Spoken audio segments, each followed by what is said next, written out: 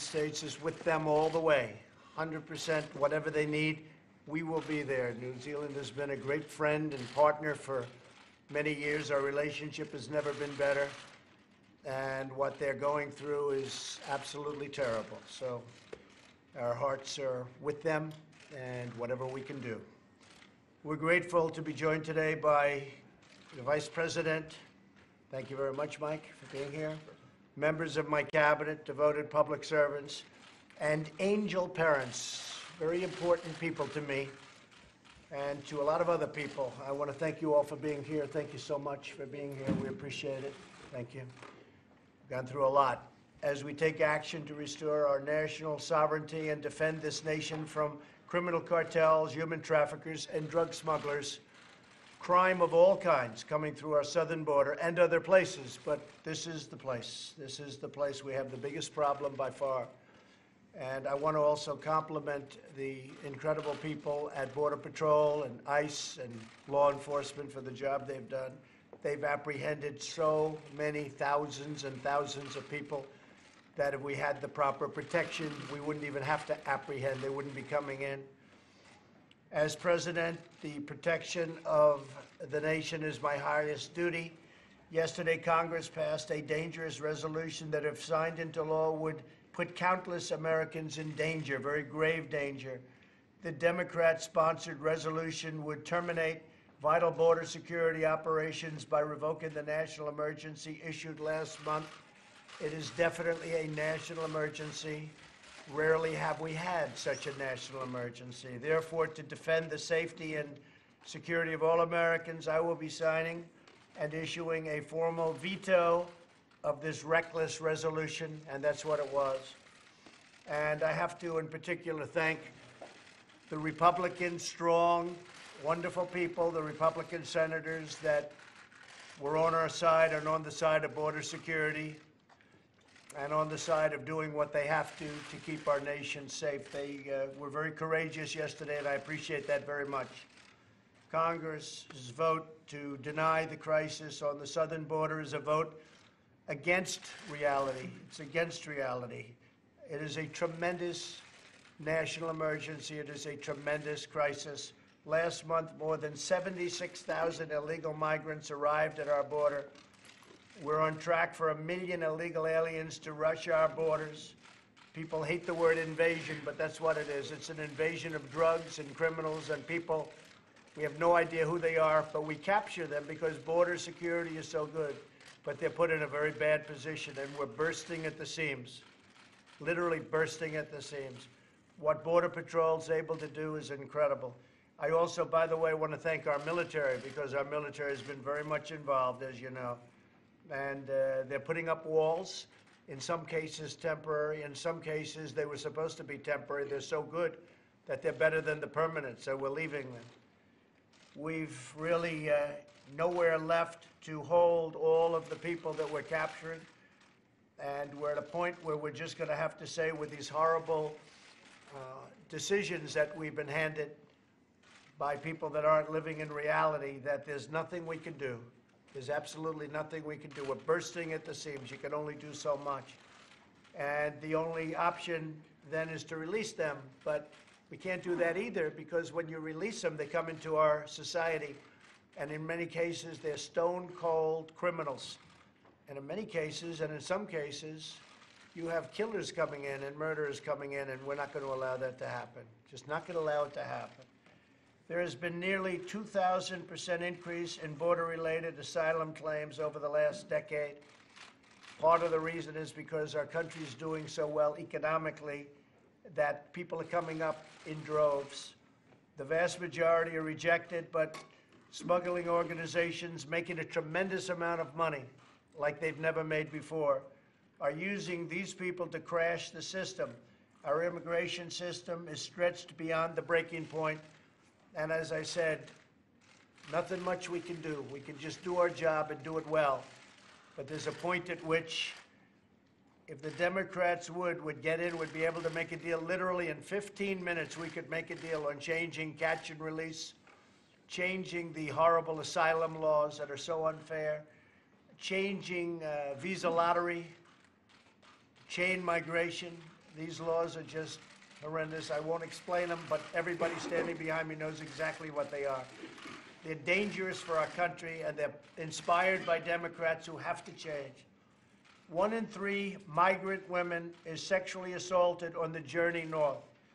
The border crisis is driving the drug crisis. 70,000 Americans a year are killed by drugs, including meth, heroin, cocaine, and fentanyl. And the 70,000 people is a number that's so low that it probably shouldn't even be used anymore.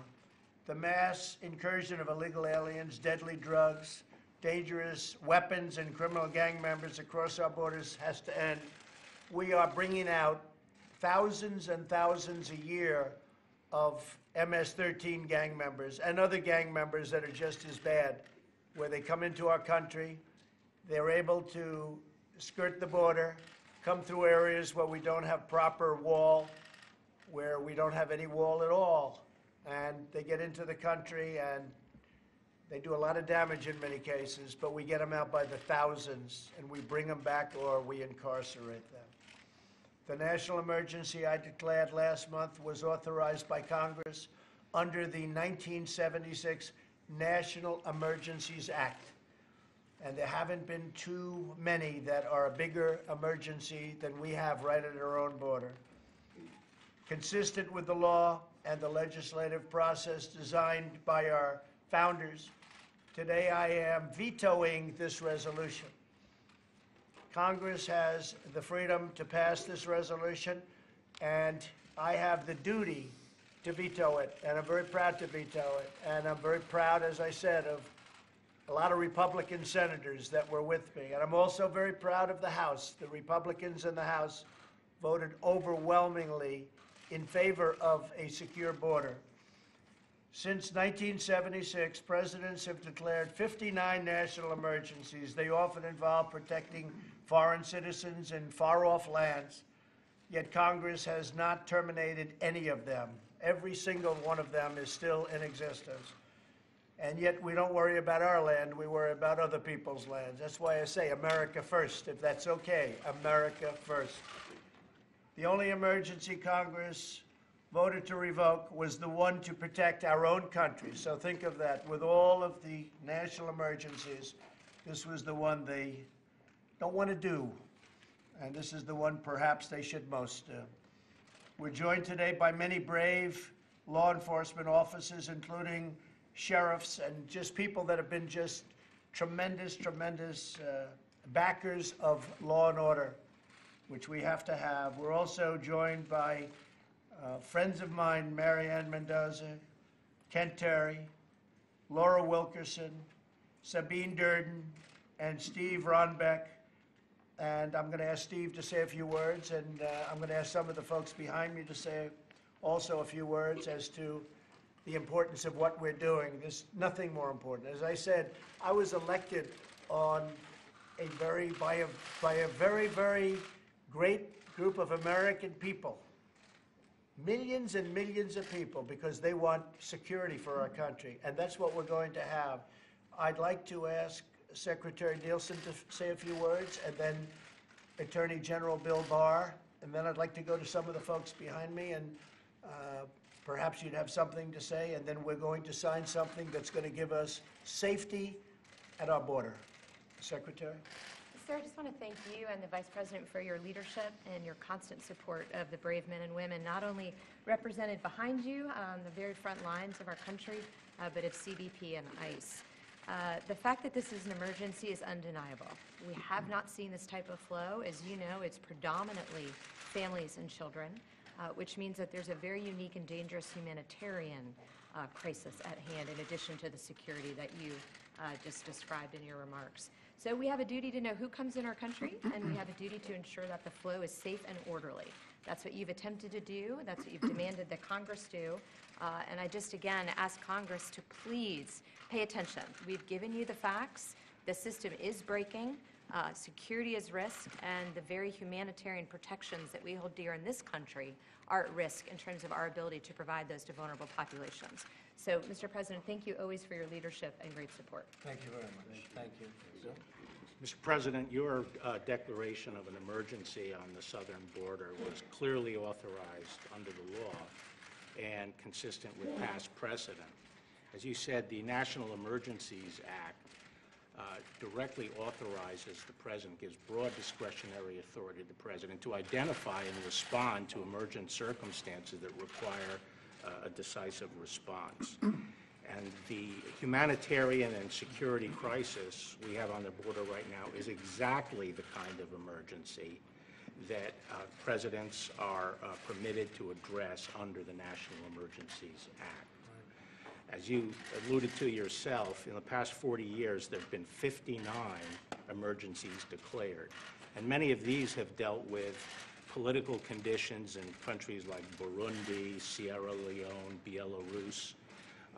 The crisis that we're dealing with today is right on our doorstep, and it presents a real, clear, and present danger to the American people. So what you've done from a legal standpoint is solidly grounded in law, and from the standpoint of protecting the American people, it's imperative. Thank you very much. That's great. Well, you'll be defending it, and you'll defend it well. I have no doubt about that.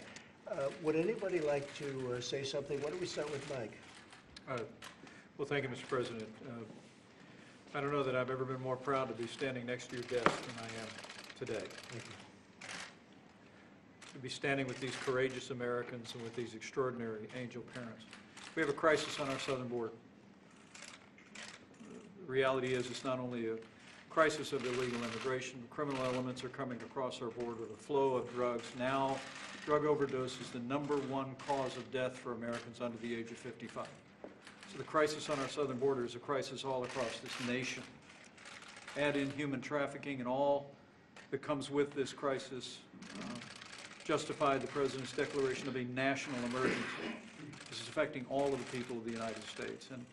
And today, Mr. President, with your strong support for the men and women in law enforcement, Customs and Border Protection, Homeland Security, and with, I know, what is your love and your heart for these angel parents, you're keeping your word by vetoing this legislation, by finding the available resources to build the wall, address this emergency, and secure our border.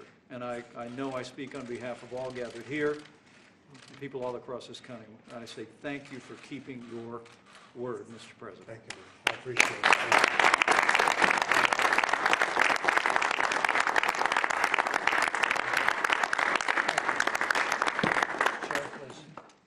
Mr. President, thank you so much for a very necessary veto to support public safety in this country. The sheriffs and men and women of law enforcement in this room and across this nation owe you a debt of gratitude for something that we've been waiting for decades. Our hats are off to you again, sir. It's an honor to be here. It's an honor for sheriffs to be involved in this. And it's an honor for law enforcement as we fight the drug trade every day in this country and all the things that go along in our business, in our profession, from an insecure border. So again, sincerely, we thank you, sir. Thank you very much. Thank you for being there with me all the way.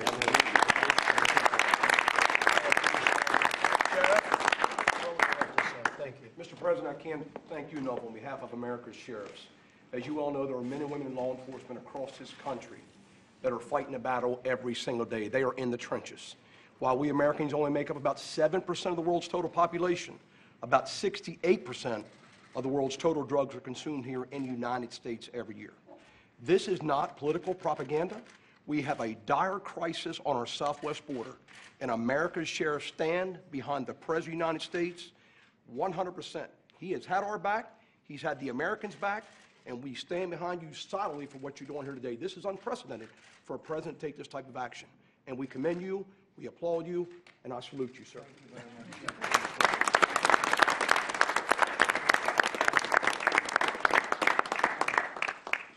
Say something, please. What you've been through. What you've been through. My son was killed in 2014 by a repeat illegal alien criminal allowed to stay in this country. He was a police officer in Mesa, Arizona. And angel families come forward to tell their stories, not because we've created a manufactured crisis, but because we want to tell the American people and share with you our heartache and let you know what is happening on our doorsteps, what's happening to your neighbors, what's happening to your fellow Americans, and there is a way to prevent this, and it's not by continually lying to you and telling you that there isn't a problem.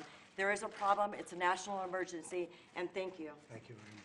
For following through.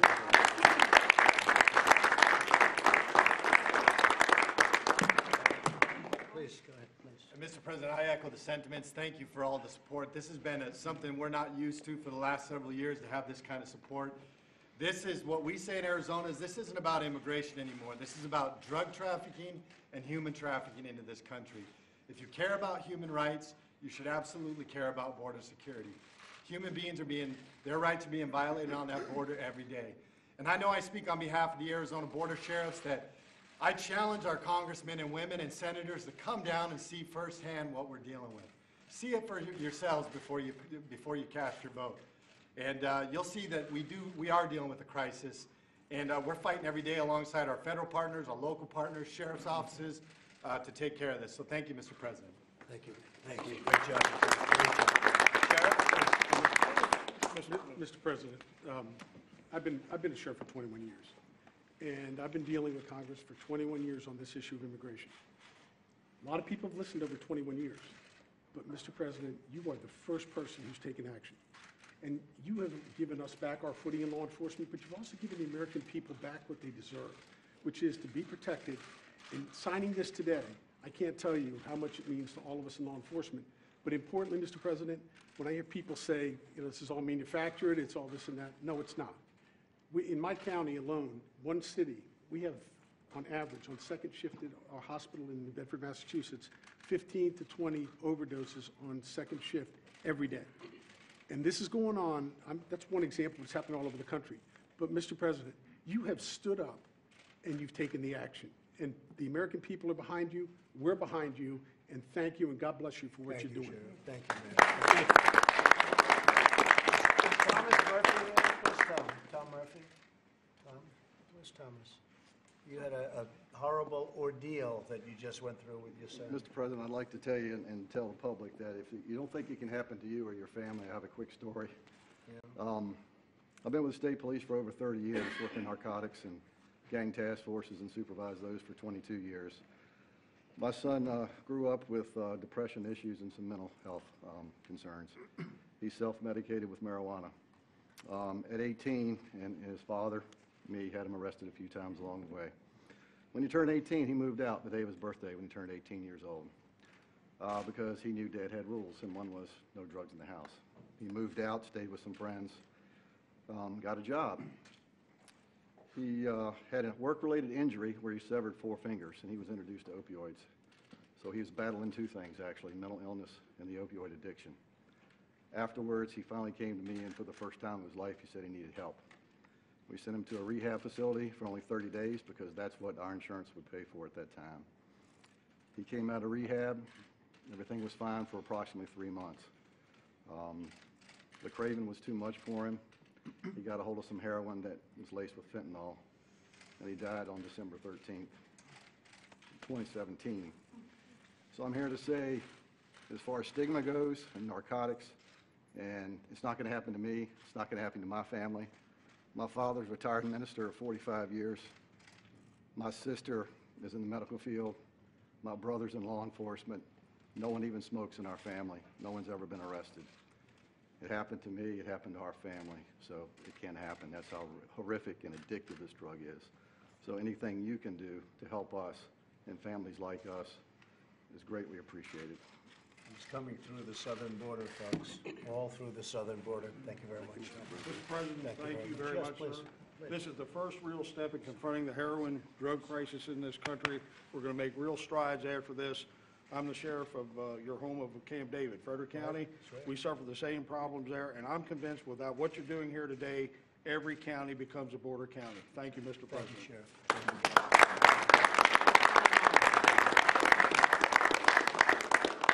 So let's get this signed, right? On behalf of your great loved ones, right? You always said they will not have died in vain. Did I tell you that a long time ago? 4 years ago. 4 years ago. Right, when we first met. Yes. On the 4 years campaign. ago. Yes. When they said, oh, Trump's not going to win, you said Trump was going to win, and I said, and they will not have died in vain, right? And that's true. I say it today with even more meaning. It's a big step.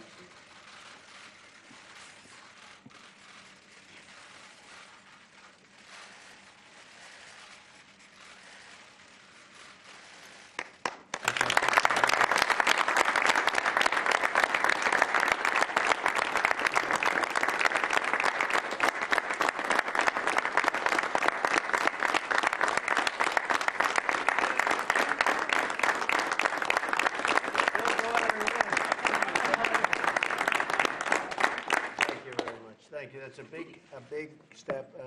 We're building a lot of wall right now. It started, a lot of people are saying, well, gee, you took down wall and you're building new. Well, we took down wall that almost didn't exist. It was like paper. And we're replacing it with, in many cases, 30-foot bollards, and in many cases, we're replacing it with 18-foot wall. But we have many miles under construction right now, and we're going to be signing contracts over the next couple of days for literally hundreds of miles of wall. And it's being built in the right places, and it's doing the job. It's doing the job. And it's interesting. It's like a little bit like water, as we do. We did San Diego. You know, California is very interesting because they keep talking to California. We don't want wall. I see a new candidate who's in the mix. He wants to take down the walls. Try that sometime. You'll see what will happen. You'd have tens of millions of people coming in. You see, take a look at Tijuana.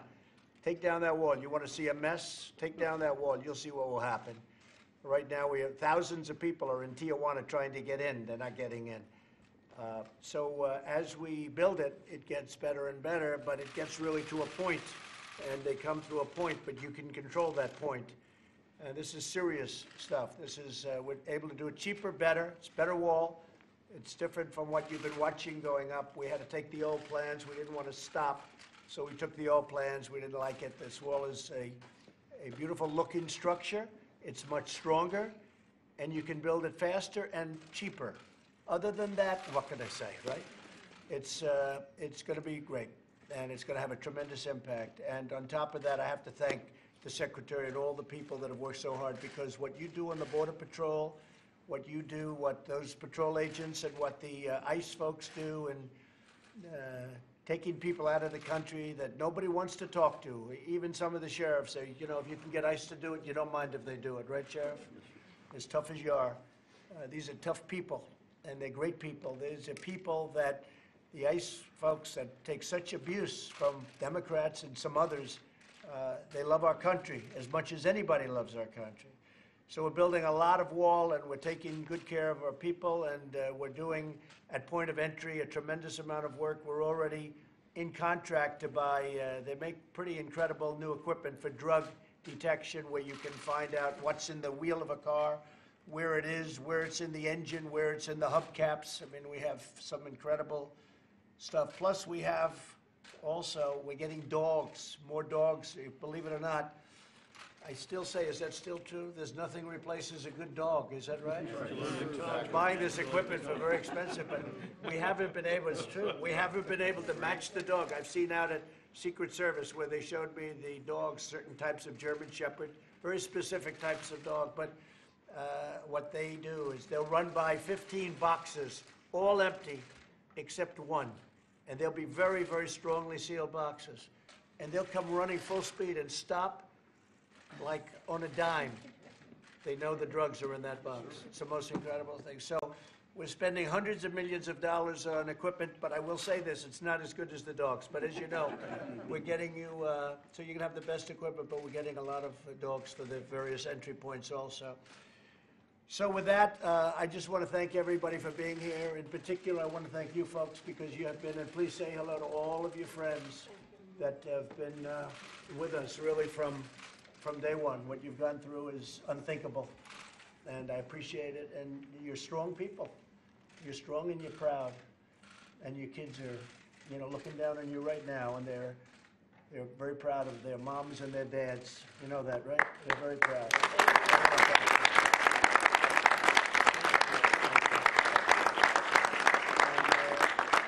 Thank you very much. And again, to those Republican senators that did what they had to do yesterday. I want to thank them. They're very special friends and very special people, and they want to see borders that are strong, where we don't allow drugs and crime and all of the problems coming into our country. Thank you all very much. Thank you. Thank you. You see today white nationalism as a rising threat around the world.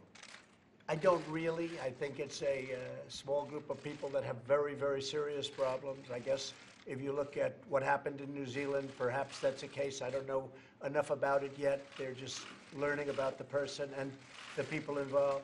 But it's certainly a terrible thing, Yes? Mr. President, for some of the Republicans who voted for this resolution today, they support border security but oppose executive overreach. Do you have sympathy for their position? I do. Look, they were doing what they have to do, and look, I put no pressure on anybody. I actually said I could have gotten some of them to come along. I said, I want you to vote your heart, do what you want to do. I'm not putting any pressure. I'll let them know when there's pressure, okay? And I told them that.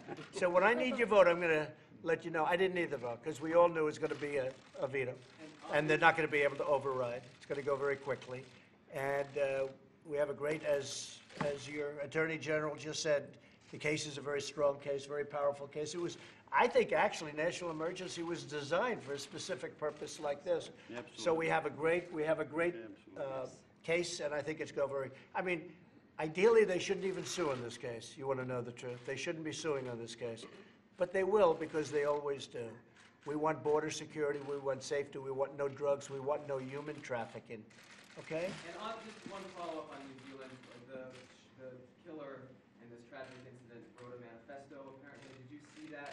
Apparently, I did not see it. I did not see it, but I think it's a horrible event. It's a horrible thing. I saw it early in the morning when I looked at what was happening in New Zealand. I just spoke, as you know, to the Prime Minister. I think it's a horrible, disgraceful thing and a horrible act. Okay? Thank you all very much. Thank you.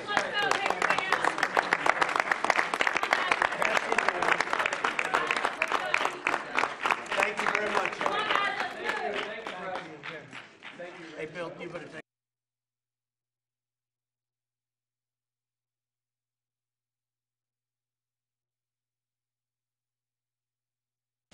Thank you very much.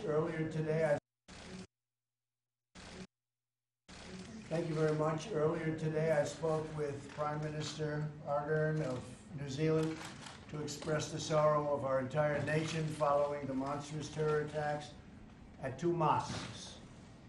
These sacred places of worship were turned into scenes of evil killing. You've all been seeing what went on. It's a horrible, horrible thing. I told the Prime